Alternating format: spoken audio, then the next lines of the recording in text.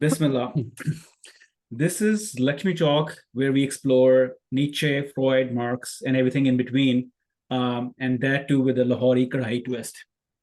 We are your host, Ali and Hassan, joining from Nova Scotia and Montreal.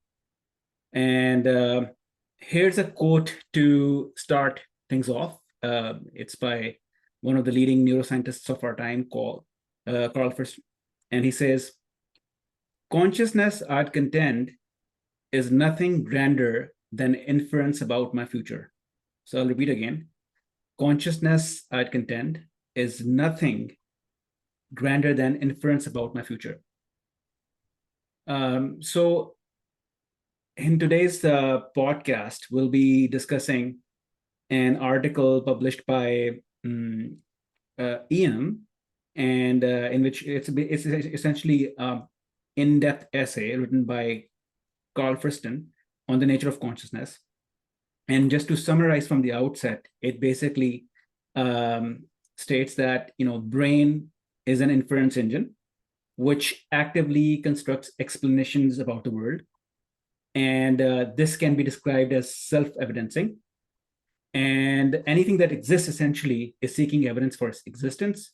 So, in short, life is its own. Life is its own existence proof. So this is a very high level view of what he's talking about in this particular essay. What we will do is we'll unpack the ideas and see what are the consequences of the approach or approaches basically that Friston takes basically on issues such as, for example, consciousness, the understanding of self, and other things. So let's start it off. So we're Hassan. Shall we go into the text? Yes, right away. I think so. The title of that essay, which is available on Aeon, is "The Mathematics of Mind Time." The Mathematics of Mind Time. It's by Karl Friston, and it is available. It's published a few years ago. It's published in 2017. Okay. So let me go into the text. Are you going to okay? We'll go to the text and we'll basically try to capture or rephrase key aspects of the essay, but at the same time we'll do some discussions on key points that we think are relevant from the point of view of philosophy or other subject areas that we'll touch upon. So let me just go into the text itself.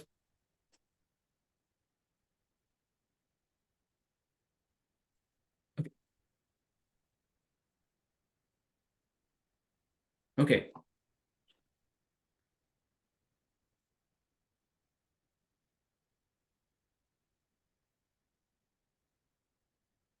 Can you see it or no?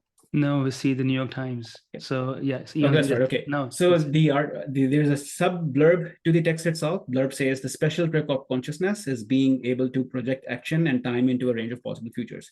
That's how the article starts. And the first thing that he does is quite interesting. He starts off his discussion with the idea of what is a thing.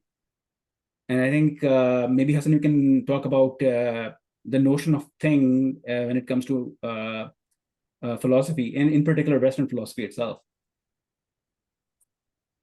Okay, so I mean, it is basically going back to the quote you shared earlier with us, which is like consciousness is about predicting future, or consciousness is something. What was the quote again, Ali, you shared? So the quote is consciousness, I contend, is nothing grander than inference about my future. All right. So the key word in this essay is, of course, consciousness. And Friston is moving away from this entity, thing-based, substance-based emphasis in, let's say, Western theology and philosophy and science, and let's say emphasizing processes, right? So in a process, maybe entities are are there, but the focus is on action, the focus is on what is happening rather than defining the entities by themselves. So in a way, it is moving from that notion that like, we need to define what a thing is, we need to define what a human being is, we need to define what consciousness is. So here, I think he is going to avoid defining consciousness as a concept, as an entity, but rather try to explain it in different ways, right? So um, mm, he is going to say, as you can, it is there in the text, and I'm reading from it. My favorite trick to illustrate the notion of consciousness as a process is to replace the word consciousness with evolution and see if the question still makes sense. Right? So evolution can be, it's a word, it's a concept, it can be a thing maybe, but normally it is also understood as an ongoing process, right? So and it is a natural process. Human beings are sometimes witnesses of this process of evolution, and it is happening all around them. And I think what is important here in this analogy between consciousness and evolution is that um, it is not, both of these processes are not really anthropocentric. So this is now links to this notion of thing, like, we have this ongoing tradition and anthropocentric rationality where human beings are the only reasoning species, and then they're reasoning about things. What is a thing, what is its essence, what is a thing for? And I think here, what is important and significant here for us in this essay is that Friston is taking a step back and say, maybe we cannot go much far if we want to discuss what a thing is without carrying the legacy of the entire Western philosophical theological enterprise, but perhaps try to see this from a fresh perspective. Yeah, and also I think it also is equally relevant to things like capitalism.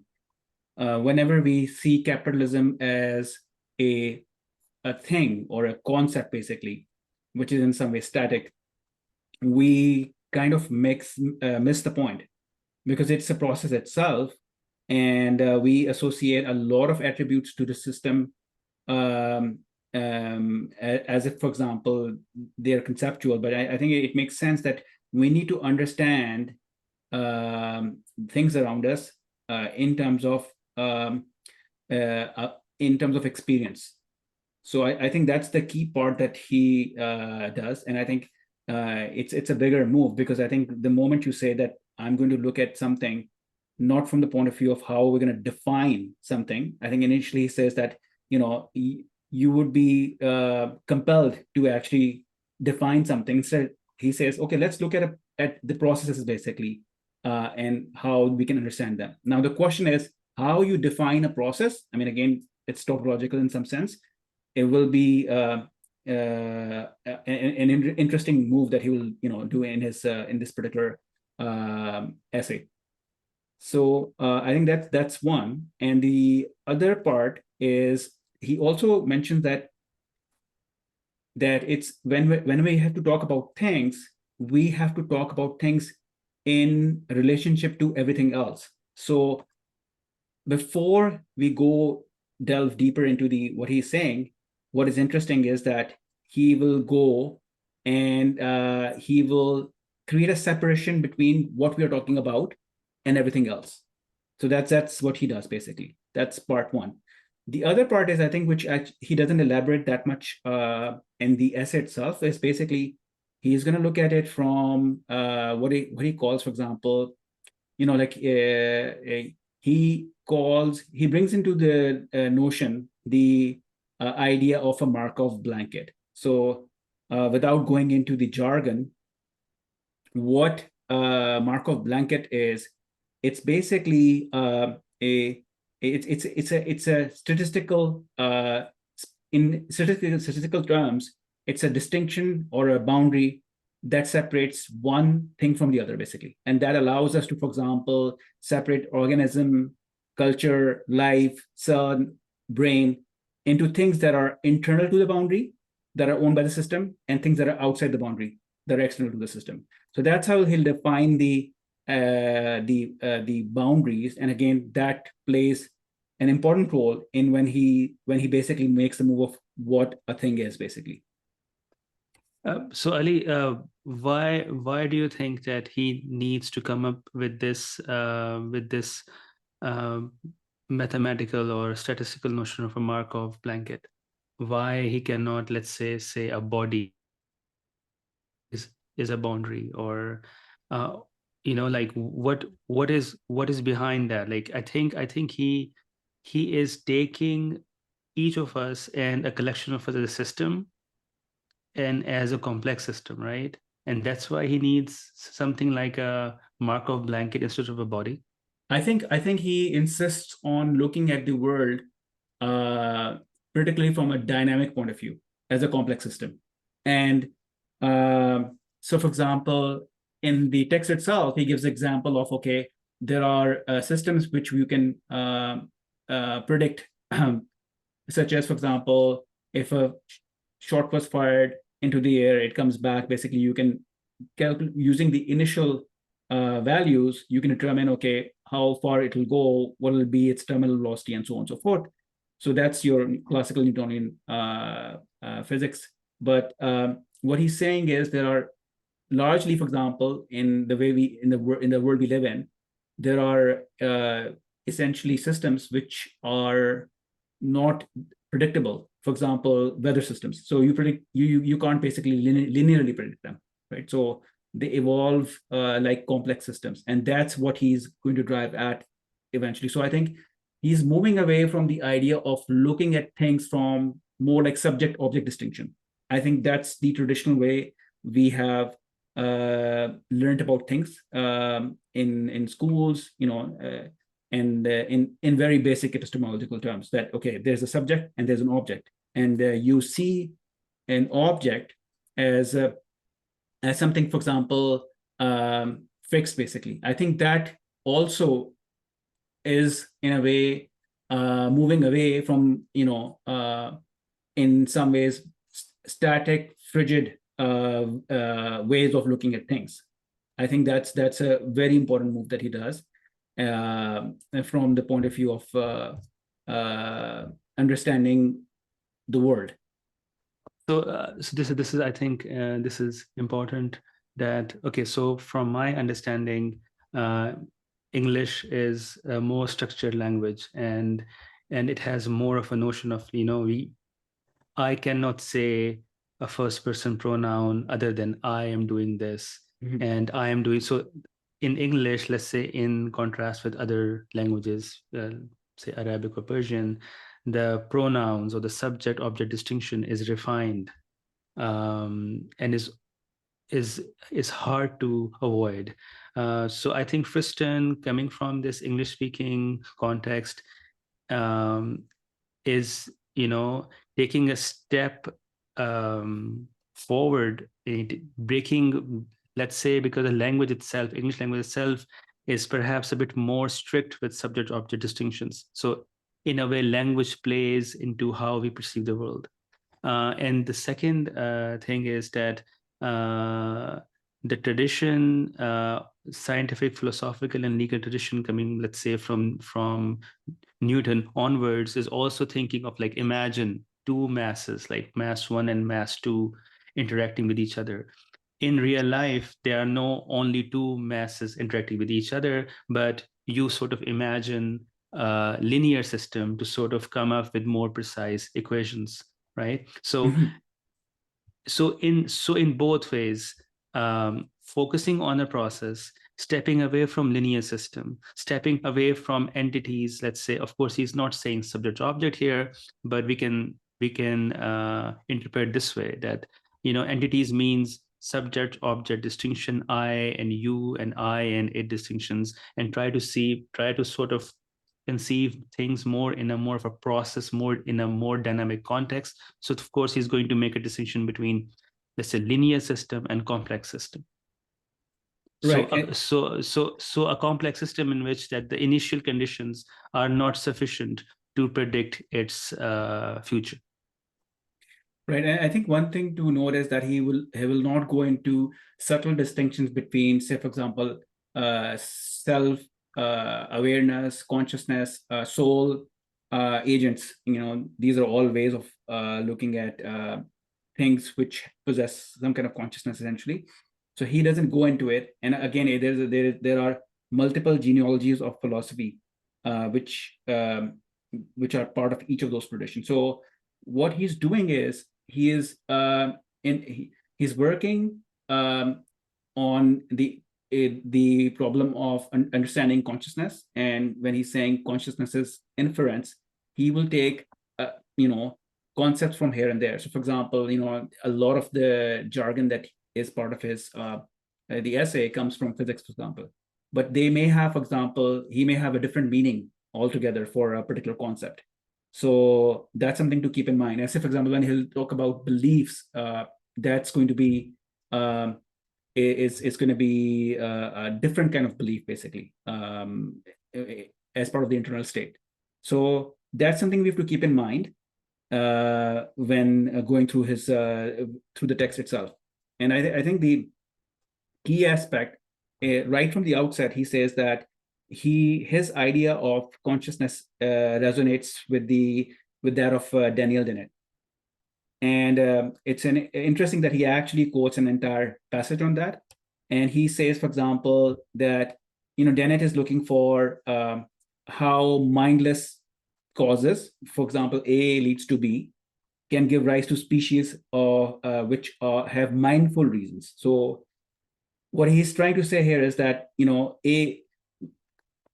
we understand causality in terms of A leads to B, but he's looking at, for example, what are the reasons why A happened or A happened so that B can happen. And what Dennett does is basically he is looking at a perspective where he says that how is it possible to have a design in the absence of designer? I think that's a really key move that he makes. And he also says, for example, how can you have competence in the absence of comprehension? And for example, reasons and the absence of reasoners. So now he has, really like hit the heart of it, basically, because he is trying to provide an explanation of things by assuming certain things. And of course, for example, if you look at the theological philosophical systems, they may have certain assumptions, basically. I think he has his own assumptions to start with, and the assumptions are quite fair. He wants to look at it, the life itself, phenomenon of life itself, with the assumption that how can you have, the idea that design without a designer. And again, that's where he starts, basically. And his starting point is, even though he's explaining consciousness, he really is he emphasizes aspects from natural selection as well, or Darwin's theory of evolution. And and I'm going to quote from the text itself, where he says, and this is, I think, Dennett, he's rephrasing Dennett. He says, natural selection is thus an automatic reason finder, which discovers and endorses and focuses reasons over many generations. So this is the key part. So, and I think what he's trying to say is that that nature can come up with reasons without actually having them for herself. That's what he's trying to say. So that's the key part. And when he says reasons, I think he's trying to say, for him, reason means inference or abduction, basically, which we'll see in the actual text itself. So his understanding of reason is very specific. So he's referring to inference or abduction, basically, and that's how he will basically define reason. And do you want to say something more about his technical uses of the word inference and abduction? What is it? Like, what are they? Yeah, so I think the main difference is, like, I think the term that he wants to use is abduction, but Abduction is, for example, looking at, understanding if you can find an explanation of A using B, which is something that follows A. So, for example, you saw billiard balls coming toward you, and then you will assume that, okay, someone has actually hit the balls, right? So that's basically, you are inferring, basically. So that's abduction. So so you see something happening, let's say billiard balls coming towards you, and then you infer that someone hit the ball, right? yes, So that's abduction, because you see B first, and then you assume that there's an A that has initiated the action to cause B. yes, I think that's the notion, but I think we will leave it as inference for the sake of discussion, because abduction itself, has its own genealogy, I think, in the pragmatic tradition as well. So that's a completely different topic. May not be relevant, which may come up later, basically, right? So I think that's the part. So he's looking at, to summarize, basically, he's saying by reasons, he's saying that the reasons are equal to inferences, basically. So when he's talking about life itself, so he's saying that essentially anything that exists basically exists because it's self-evidencing. Anything that exists is actively seeking evidence for its own existence. So this is the powerful idea behind how he will basically build his thesis in the essay. So this is interesting, that self-evidencing. So it's like we are not going to enter into some infinite regression saying, because I think, therefore I am, and then again, my isness depends on my thinking, and my thinking depends on my isness, and this is a whole loop, right? So he is not going into that strategy. He's saying self-evidencing is more of a mode of perception, where, let's say, mind in the sense of thinking is not actively involved. Right. So I think that, again, his ideas are derived from unconscious inference, which were basically comes from Helmholtz, basically. And the idea there is that, like when we're talking about thought, or for example, the notion such as I'm aware of something, actively aware of something. I think we need to differentiate that from something, say for example, your heartbeat, right? So you or processes that are happening inside of your body, you're not actually aware of them, like what's going in there. So in many ways it's all unconscious. So as a thing that exists, basically, and has consciousness, I'm basically unaware of a lot of process that I have, essentially, right? So this is like, that's why they're unconscious inferences. So as a thing, I possess the tools, basically, and schemas which will allow me to build internal models, and which we'll discuss basically in the essay itself, and that will allow me to interact with the world, basically. So right, so basically, I mean, consciousness, inference, I mean, they're two important notions he's using, and then the way I read the essay, and also as we're discussing here, it means that inference is something bigger than consciousness, or something wider than consciousness. Maybe we are inferring things unconsciously. Is there a possibility of this kind of interpretation in Friston? Yes, I think what he's saying is that your system, like for example, the models inside your brain, they are doing active inference, which you are not actually aware of. So that's what he's saying. And I mean, like, when he's discussing that, there are a lot of analogies used. So he will give you an analogy of doing that at more abstract level. Say for example, you're looking for someone, and you're looking at your hand, and then you move. Why did you move your hand, basically, right? So he will give an example of that, and he will explain it with the use of a particular model. So, but essentially what he's saying is this, that agent pursues the path of least surprise to minimize the difference between the predictions based on the model that I have and what I'm actually sensing and perceiving, essentially. So let's say if I touch a really hot object, don't have to think about it. My hand itself recedes from it. My hand Yes. itself goes away from it, right? It's not a conscious act in that way. It is happening at an instinctive, of course, it's not using the word instinct, but it's like happening at this level of a Markov blanket where I am trying to minimize the surprise. Yes, I think there you go. I think that's how we'll basically make the book. What he's saying is that if he is going to talk about my a state that I'm actually used to, right? So and he is going to use the theory from attractors to discuss that. But what he's saying is that there are states that I would always go back to on and on again, and that's homeostasis, for example. And anytime there is a deviation from there, my the reflex would be to go back to that state. That's what he would say. And so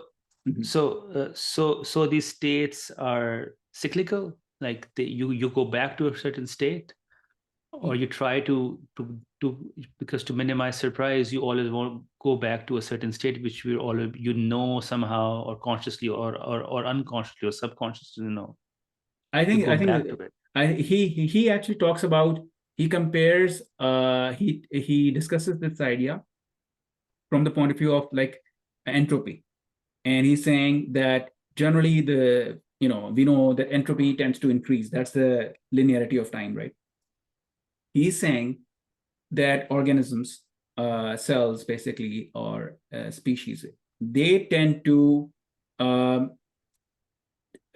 reduce. They're not going to. They want to retain a certain state, basically, which means that they are going to go in the other way. So it's counterintuitive. For example, we're saying universe as a whole is increasing in entropy, but he's saying that the actual organism itself, it wants to go back to a particular state. So it wants to minimize basically that entropy on its side. Now, again, I shouldn't use the word entropy, because I think when he's talking about models, he's going to use the word entropy over there. But what he's saying is essentially your homeostasis, for example, is the state you want to go back to. So you have a temperature, your body is a temperature. Ultimately, it wants to retain that, the normal that we have for human beings, basically. So that's what he's going to talk about. And I think he does that using certain statistical mathematical concepts to build that. Now, before we go there, I think one important point that we should keep in mind is that when he's talking about discussing, okay, I'm going to talk about a thing, and I'm going to talk about a thing from a point of view of Markov blanket, for example, to differentiate between, okay, I have this and that thing. For example, is there a way to separate the two? What he's saying is that he also assumes that particular system exists over time that allows us to think about that thing as something that persists, for example. So in other words, you can think of it as something like, okay, he gives an example of putting an ink drop in water, and it tends to disperse. But sometimes you will see it basically will retain its shape, or it will not disperse. And it's saying that it's at that point in time, what it's doing is it's going back to its attractor state.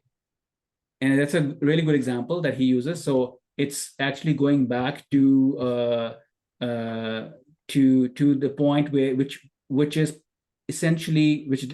described by its model. But ultimately what happens is that it disperses.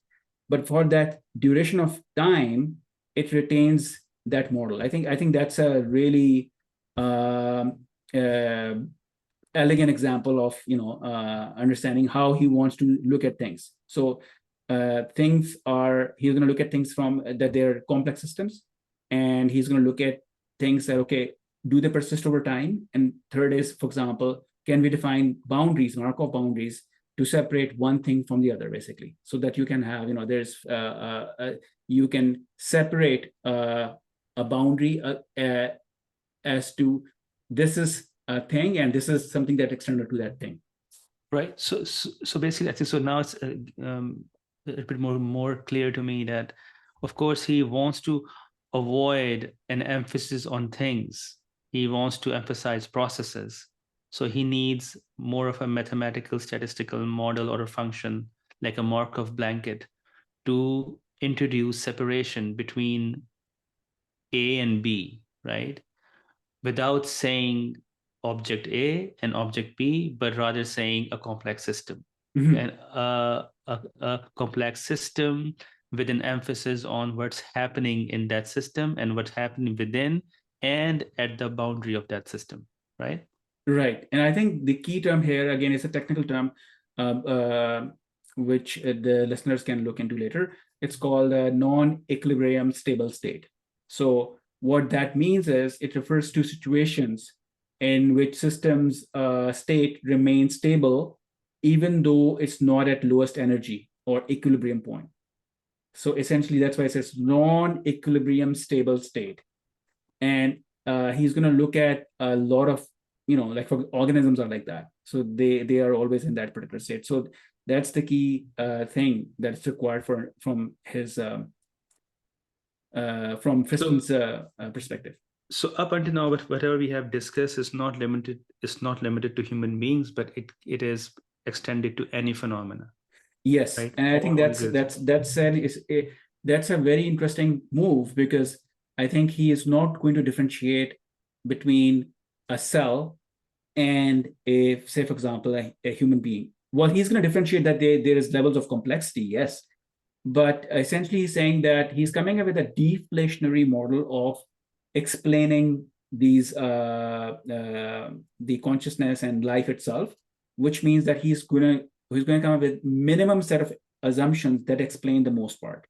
So of course you have to build a whole theory of how it's going to go and scale up. But I mean, say for example, we know that in neuroscience, language itself it was a key paradigmatic shift, right? That's not discussed, basically. That's not part of his model. That's not even discussed, basically. So the key thing is, I think it's important that he's going to look into these things like cells, human beings, all those entities in sort of through the same lens. And the lens is mediated by two concerns. One is a linear direction of time, which is, let's say, entropy, and the other is more of a cyclical, which is attractor states or non-equilibrium states. It's just an entity, an organism, a process trying to go back in sort of trying to go back, return to something stable, right? So yes. Again, the overarching arrow of time is linear from his perspective of physics, right? It is. But he's more concerned with the states which are coming back to, which are like homeostasis. Right. So basically, he acknowledges that there is a linear direction of time over and above all of us, but he's more interested in those cyclical patterns design, because of course there's a design means there is some kind of a pattern, some kind of a cyclical pattern. You could say this, it is by design like that, right? Because it repeats in some sense. Yes. And yeah, so again, okay, I think what he does is, well, he's going to use the concept of attractors and to explain that. And what he says about attractors is that, so to use his the actual text itself, these are cycles of mutually reinforcing states that allow processes to achieve a point of stability, not by losing energy until they stop, but through what's known as dynamic equilibrium. And then he says, an intuitive example is homeostasis. So that's what he says. And at the same, just before that, he also says that everything, like we know from our physics, for example, that everything should get more random, dispersed, and chaotic as time marches on. That's the second law of thermodynamics.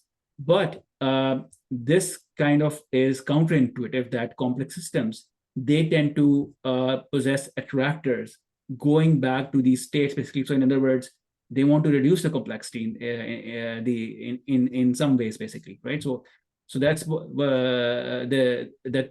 what he says. And I think then he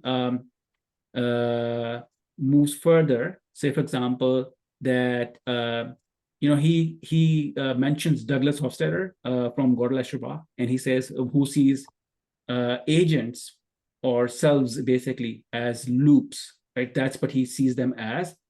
But he is saying that, well, we are, but at the same time, we are different as well. So he's saying that, for example, to use the actual text itself, we all flow through an enormous high-dimensional state space of manifold possibilities, but are forced by our attractors to move around in confined circles.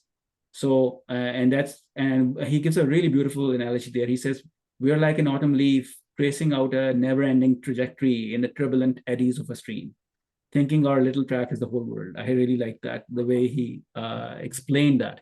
So in other words, that we are going back to he's saying that complex systems exist, right? And they actually go back to these attractor states again and again.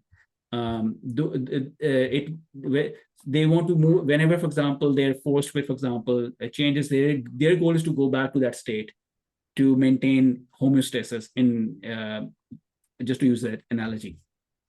And how does surprise come into play? Surprise is something when you are not in that state and or something like shocks you, or my heart differs. I think then I think he could have actually done he wrote a lot of in this particular essay. He uses things like Lyapunov function and attractors, and he could have actually, I think, used simpler analogies as well. But I mean that's part of his model. But essentially, he gives the notion of Lyapunov function, right? So he's saying that let's look at it. He brings in the notion of Lyapunov function, which is a mathematical function, and it measures how essentially it's a function that measures how far the system is from equilibrium state. So basically, he gives an example of water going down the stream in a valley. So it's always going to flow in a certain way, and it's going to reach a certain equilibrium. I think a better intuitive example that I have is that of a ping pong ball in a bowl, right? You put that in. So it's if say, for example, you flick it, it's always going to go back to that particular equilibrium state. So the tendency would be whenever you'll flick it, it's eventually going to settle back at the bottom. So that means that it has basically reached a stable equilibrium. So in other words, the function decreases, the Lyapunov function decreases, and the system's energy decreases. It wants to go back to that point whenever you're basically putting it more energy in there. So now what he's saying is this, that why is he, like, first he says, why am I talking about Lyapunov function? So he's saying that one aspect of Lyapunov function is surprise, which is basically the improbability of being in a particular state. So when I, for example, flick that ball, it basically it's not its normal. It's going to go back to that state. So he is saying the first comes from information theory. It says that Lyapunov function is surprise. That is the improbability of being in a particular state. The second thing is, again, he's going to use it comes from stats, or machine learning, where he says, for example, it's the evidence or marginal likelihood of the probability that a given explanational model accounting for that state is correct. So in other words, and he's going to simplify it for us, and he says that if we exist, we must be increasing our model evidence of self-evidencing in virtue of minimizing surprise. So I'm going to repeat the statement. I think that this is in a nutshell what his model is. So he's saying, put simply, this means if we exist, we must be increasing our model evidence or self-evidencing in virtue of minimizing surprise.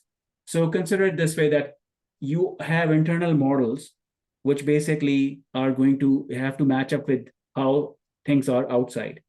And if there is, for example, if they don't match, there's a surprise, right? So that's why you want to actually, the goal is to minimize surprise for yourself.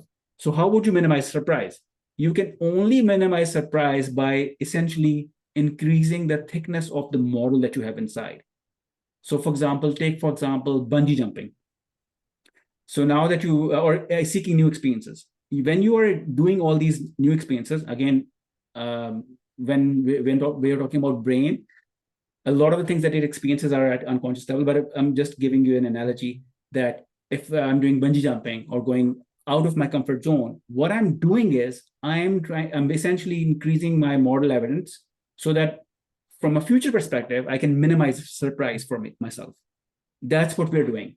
And that's going to explain a lot of things from his point of view, because he's saying that this is in a nutshell going to explain your action as well, that we want to go back to the homeostasis, or attractor state. Whenever there is a deviation from that, whenever there's a deviation, basically the system would act in such a way to reduce that, basically. So that's how he will start it. So let's say when we are growing up, we may have lots of surprises, but slowly and surely we develop temporal thickness so that we have more of a sure understanding of our own selves. We are minimizing surprises, and up until the end of the life, like there probably no surprise left. So temporal thickness increase, and we sort of, from our own thinking, from our own action, from our own identities, try to stabilize whatever notions we have of our own selves, right? Right. I think that's how he, again, I think when we are talking about these things, a lot of these are more like analogical explanations of how his model works, actually. And so he's essentially saying that, so he's essentially saying there's a relationship between the system and the world, right? So world acts on the system to provide the sensory impressions, right? And that forms the basis of inference for me, basically, right? And the system acts basically upon the world to change the flow of sensations to fit the model of the world that it has discerned. So there's a basically, he uses the term reciprocal relationship. I think a better term would be more like, there is a mutual dialectical coupled relationship between the two, basically. That's how they're working. And he's going to bring in the notion of not only sensory perception, the action is also tied into that as well. So for example, he says that, for example, I need to know or subconsciously model how my sensations will change if I look at left or to the right, or indeed close my eyes. But the sensory evidence for the consequence of an action is not available until it is executed, and thanks to the relentless forward movement of time. So essentially saying that I don't know what will happen, basically, because if I move left, right. So as a result of the error of time, systems can grasp the impact of the future. Actions must necessarily have a temporal thickness. And that's the term that he uses for having an internal model about themselves to make predictions, basically. So they can be thicker, thinner, for example. They have to do prediction and post-diction as well. So these are all internal models, basically. So I mean, up until now, he is using mathematical statistical functions. So that's he is Lyapunov function, or Markov blanket, right? And the desire is to, let's say, interpret everything with least philosophical theological baggage, right? Using mathematical statistical functions, interpret consciousness, interpret what's happening around us, what's happening inside us. So, I mean, the significance of this essay for me is that this, I mean, again, coming from an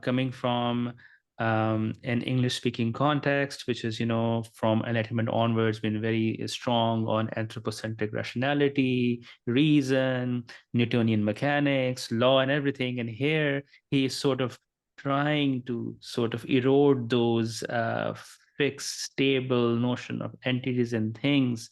But again, of course, I mean, he has his own theological assumption that there is there is a design without a designer. He's taken from the net, So that philosophical / theological assumption is coming not from him, but it's coming from Daniel Dennett. That's what he quotes. The only philosopher he quotes in this essay is Daniel Dennett. But uh, his emphasis is like, let's say, to interpret the world, to interpret ourselves through mathematical and through a mathematical function. Yes, I think so. I think I would agree with that. I think the notion is to get rid of the baggage that comes with the whole tradition. So if you're going to approach it from a theological perspective, it has its own issues. And I think everyone, whether you're working from a theological or non-theological perspective, you have certain assumptions you work with, and they derive, what your model is, or worldview is, essentially.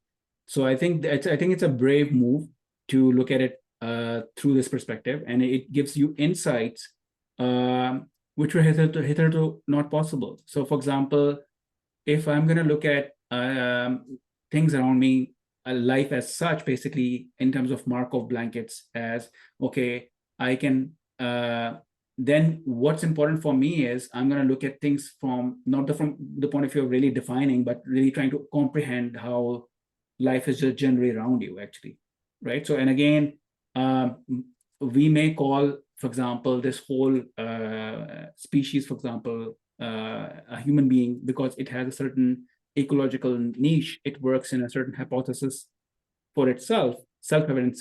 It's saying a hypothesis for itself.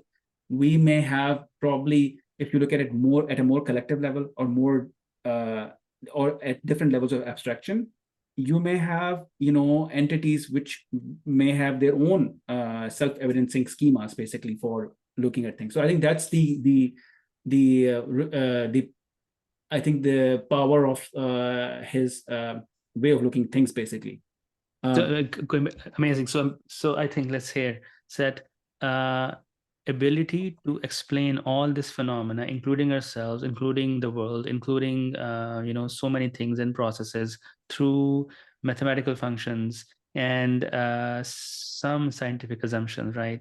But then ability to explain all these things, and up until now, says Lyapunov function or Markov blanket or attractor state or stable non-equilibrium states, all these things are sort of describing us and also things that are not really human. So how he is going to distinguish between, let's say, human and non-human, or human or something other than human? If consciousness is inference, let's say inference is bigger than consciousness. We talk about, right? So, and do you think that he's saying that the notion of consciousness he's interested is only limited to human beings, because the tools he's using is not limiting him in that way? No, I think, okay, so he makes a clear distinction there. First of all, his first, we have to keep in mind, he's saying that all biological processes, from evolution right through to conscious processing, can be seen as performing inference. So first of all, whether it's or any biological process, it's going to do, and it's based on doing active inference. Then he also differentiates between, say, for example, a virus and a vegetarian. And he's saying virus, for example, does not take a long view of its environment, for example, but a vegetarian will take a long view of long view, meaning, for example, it has to have a model which will look into what will be the consequence of that from a future perspective, basically. And virus is just more acting like a reflex, basically. So I think that's the he's going to differentiate the two, and he's saying because of the temporal thickness, right? So he's saying vegetarians are surprise minimizing from a self-evidencing perspective, and they have to have future prospects of the agent. Like, for example, they are part of the action selection. But at the level of virus, we can basically just counter, say, for example, he says low blood pressure by mobilizing a glucose store. So it's not taking a longer perspective on time, basically. So he through his model, he's able to differentiate between a virus and a vegetarian. And of course, when it comes to human, he would say that it's going to have it will have a temporal thickness, different kind of temporal thickness, basically different models, basically, for its behavior itself. So I think that's what he does. He's not going to differentiate. He doesn't delve into aspects like our emotions, complex emotions, but he does talk about, for example, when he's look at psychosis in psychiatric diseases, and he's saying that these are all disorders of as a result of false inference. So he says, for example, false positive or false negative will basically, I would be either delusional or seeing hallucinations, basically because my model is unable to make the right inference, essentially. So I think he does gives us the intuition of using the inference in such circumstances. But he will, I think when it comes to model, he's going to look at the model from a biological processes perspective primarily. So I mean, okay, so inference is corresponds to all biological processes, whether conscious or unconscious, right? Whether human or other than human, right? Inference, every biological species or let's say entity or process is doing some kind of inference for him. But then he is going to differentiate between human beings and other biological entities, because human beings has more of that temporal thickness that sort of helps them to have some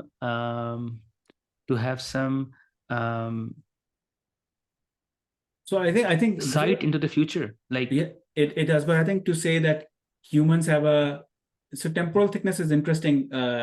So because I think he's saying that each individual, and this is from his text, is a hypothesis or model of what should occupy this ecological niche and must compete for selection under pressure from the environment. So in other words, every species basically is essentially has an internal hypothesis or model for what it is, and that's the ecological niche it occupies. And that model, again, I think it will have a longer view for someone like a human or a vegetarian, but basically for a virus, it may not have that model. It's really thin, basically. That's how he's going to explain that. So let's say in simpler words, temporal thickness corresponds to memory, that we have some kind of memory, also conscious or subconscious or unconscious memory, right? That temporal thickness is has a link with a memory that can help us to predict our future.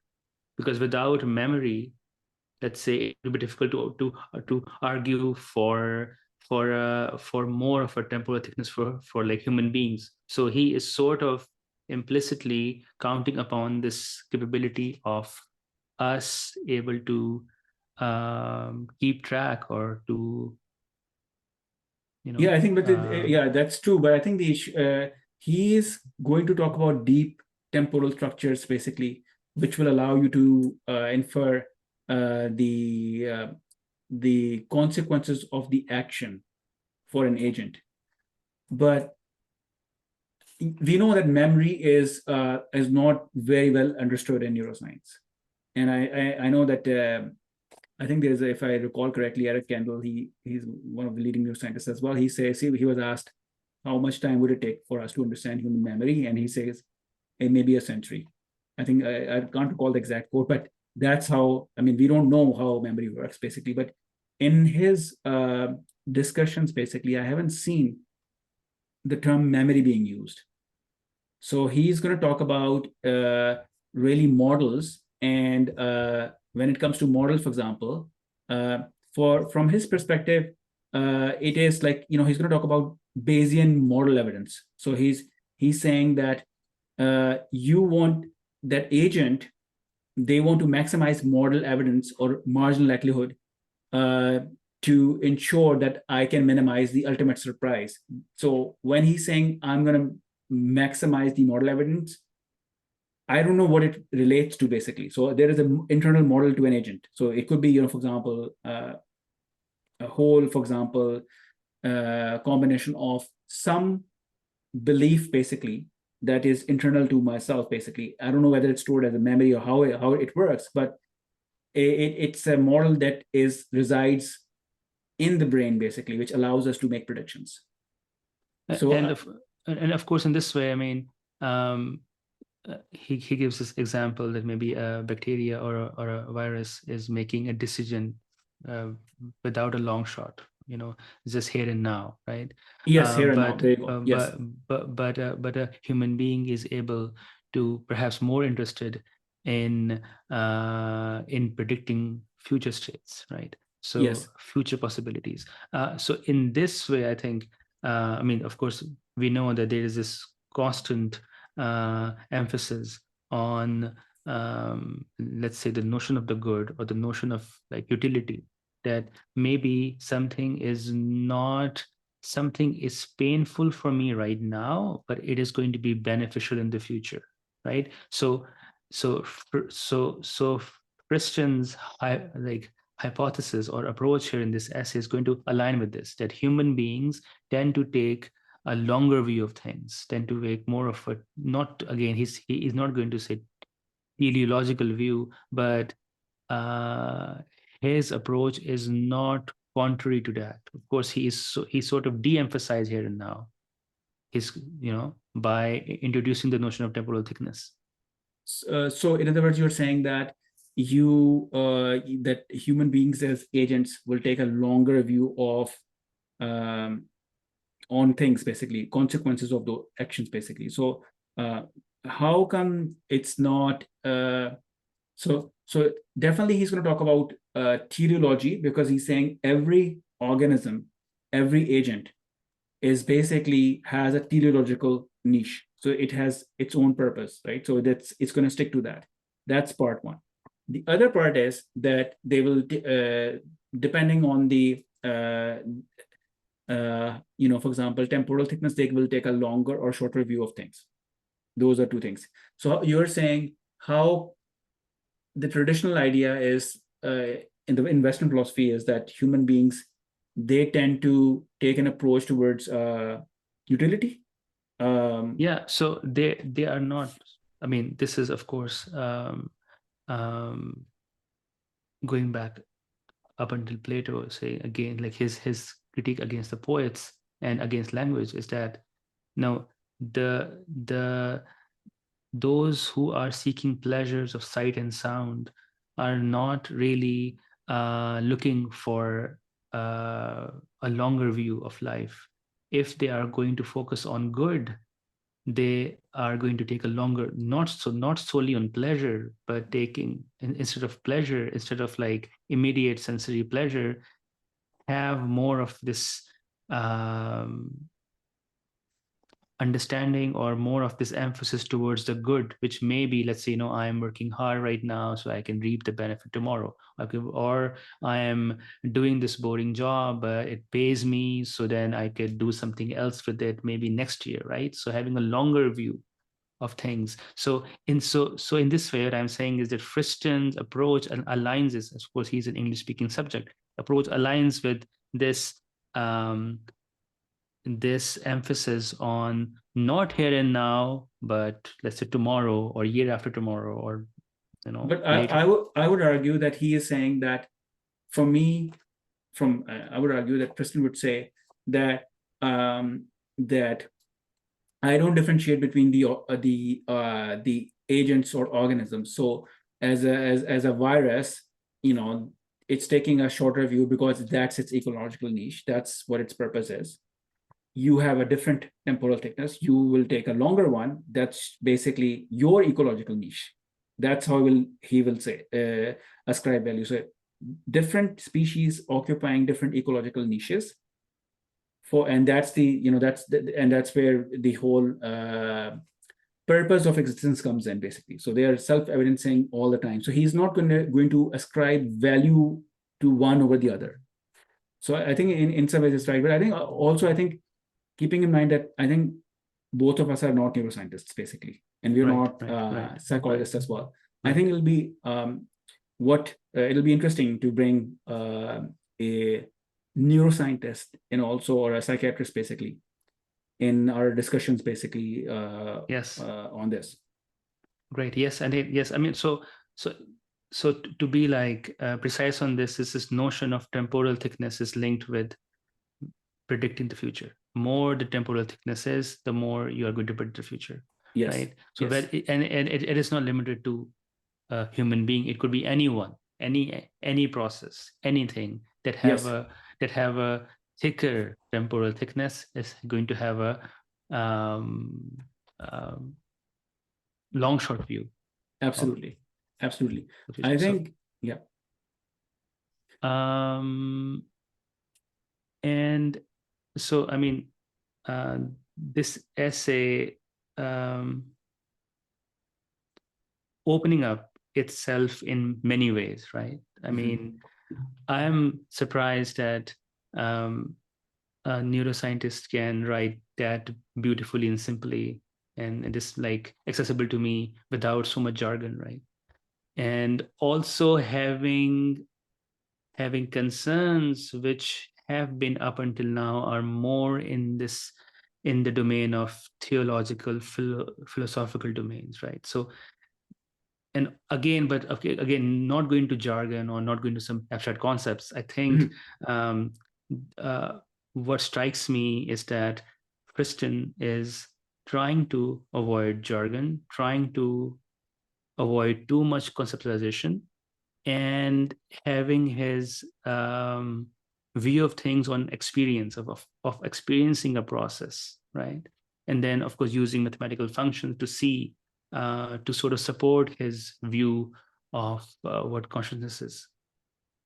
Yes, great. And I think that that's a nice way to summarize the whole the essay, because I think when he talks about consciousness, in doing so, he unpacks so much on metaphysics, mind, and our traditional notions of, for example, self. I mean, he's not going to comment on them, but he's going to open up new vistas of looking at these things. So that's one of the interesting thing about the essay, and it's very clear, articulates everything, and at the same time, it may have repercussions from the point of view of, for example, AI, a generalized AI that we can actually build models which can be designed in such a way that they can have temporal thickness, and they occupy a certain ecological niche, and they are part of, for example, our environment, basically, right? So, and it's not a biological process per se. It's basically human-made. So how would you differentiate the two? I think that's one of the questions that we would have for Friston, from the point of view of where AI is taking us. Basically, that's one. And of course, and I think the other part would be to see, because I think he builds his theory on, a lot of stuff is basically unconscious inference. It'll be interesting to see what he has to say about Freud, and how he would interpret Freudian models of psychology, basically, in neuroscience terms. I think that's something that we can discuss as well. I think he already has written a paper on that, which we will unpack in the coming podcast, basically. It is interesting, yes, you mentioned this, because I was feeling like this all talk of consciousness, I think he is also pushing the envelope for the significance of the unconscious, and taking from Freud, and because of like inference is wider than consciousness. Inference is not limited only to rational minds. Inference is extended to all biological processes, right? And then, Yes. of course, when you're doing it in his domain, he can take either biochemical examples, like certain hormones in, let's say, certain biological species are acting this way, or he can take mathematical statistical models of functions to support his case. Now, if he takes this route instead of a biochemical one, take this route of mathematical statistical functions, then of course your question is doubly relevant, that if we are going to build models based on machine learning and AI, how is going to respond to it? Because these models are also sort of these are not these AI and machine models are not biological per se, but they are using certain mathematical and statistical modeling in themselves. Right. And the other thing, I think that to reiterate, I think, where would you, if we can look at things from the point of view of Markov blankets, so a Markov blanket would imply that actually, I can build many layers of abstraction based on the environment. So in other words, where would you draw a line that, okay, for me, I'm looking at this particular system as a whole, as opposed to an external world. And so this is, for example, like a cell boundary and its environment. For us, he's going to give an example, you in your environment, basically. So, and you can have, a lot of other abstractions for a lot of people within a building, basically, and persistent over time. As they come to the office, go back, and there's a dynamic flow, and that's persistent over time as well. What would you call that? Again, the interesting thing is that he's going to focus on biological processes themselves. But when he's discussing these things, a lot of times, things like, is tornado actually sentient, or would you classify that? Although those are the questions that I've heard basically in discussion, basically on this topic. But really fascinating stuff. And of course, I mean, the distinction between strange loops for me is like, Douglas Hofstadter is not taking into account the linear dimension, the linear transcendent arrow of time. And Friston is aware of it, right? So that's why, let's say that he is not, just being a strange loop is not a sufficient explanation, because there is a linear dimension of time that's always there. Yes. So he is going to comment on entropy, and at the same time, he's going to say it's generally life, organisms with life, they tend to maintain homeostasis, basically, which is counterintuitive to the idea of entropy itself. I think those are the key ideas. I think the way he describes it is quite interesting, but I think I want to, we can wrap up the podcast now, right? So yes, we can wrap it up, but I just want to say that, of course, this sets us up, as you're saying, this paper sets us up for future discussions into, let's say, thinkers struggling under the shadow of this anthropocentric and rationality, trying to come up with different ways. So Marx comes up with this working class notion of consciousness. So I mean, of course, consciousness is a loaded term. Friston is using in the English context, but of course in the German context, it's one of the key significant terms, coming again from Martin Luther onwards up until like Hegel, Marx, and Freud, consciousness and Bewusstone is, a key term, of course. So, yeah, so I think we can wrap up this podcast here, and setting this thing up for future. I think, of course, we will be also discussing one more paper of Friston, which is, I think, directly building upon Freud. Yes, we'll do that, I think, in the subsequent podcast. And I think I want to wrap up today's podcast using Nietzsche's quote. And his quote is, the end of a melody is not its goal.